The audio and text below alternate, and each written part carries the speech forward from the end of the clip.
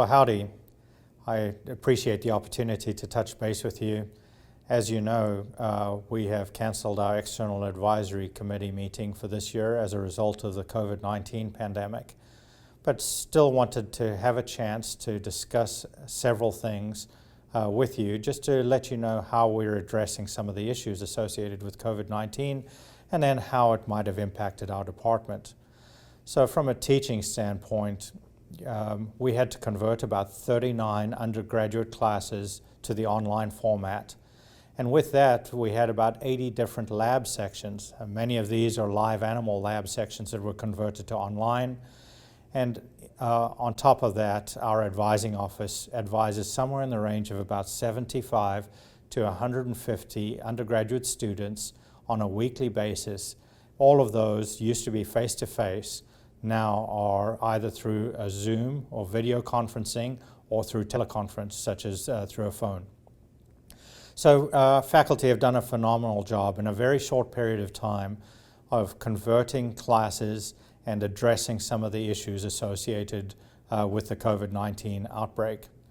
I also need to thank the staff for being a great support to our department, and then the students for taking on a challenge that they had no desire to take on. They didn't sign up to take online classes, and so we're doing our best to make sure that they get the best experience possible. From an extension standpoint, we've had to change the way that we deliver our extension programs. Most of our extension programs in the short term over the next month to 2 months have been canceled. And so everything we do now is through distance delivery. And so we've had to think very differently in a very short period of time in how to deliver information to our stakeholders. Some of the examples of what we're doing is certainly are associated with things that we were working on already. We've essentially established the Virtual Horse Judging Academy. And so somebody like Dr. Zola, who's sort of leading that effort, has done a tremendous job of converting that to an online format.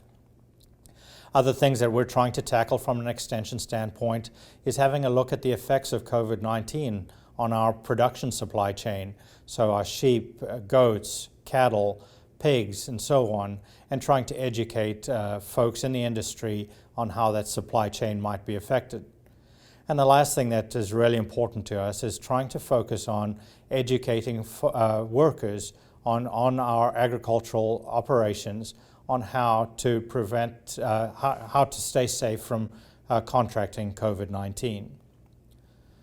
From a research standpoint, we are an essential operation, state operation, and so all of our ongoing research is continuing. We do practice social distancing, and the care for our animals continues just as it occurred before. However, we are doing that with a skeleton crew.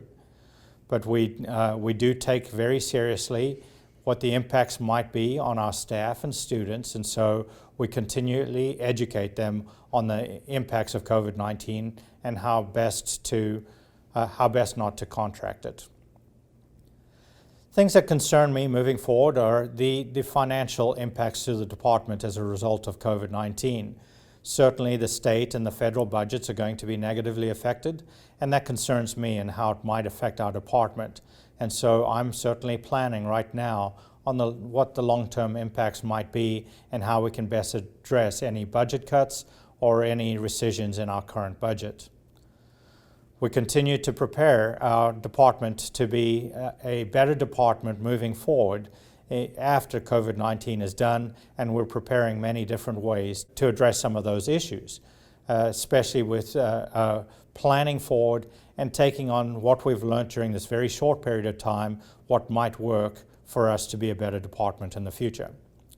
Again, I want to thank you for all the questions that I constantly receive from you, but I also want to thank our faculty, staff, and students for taking on a challenge that they never signed up for. They've done a phenomenal job. I hope you all stay safe over the next couple of months. Take care.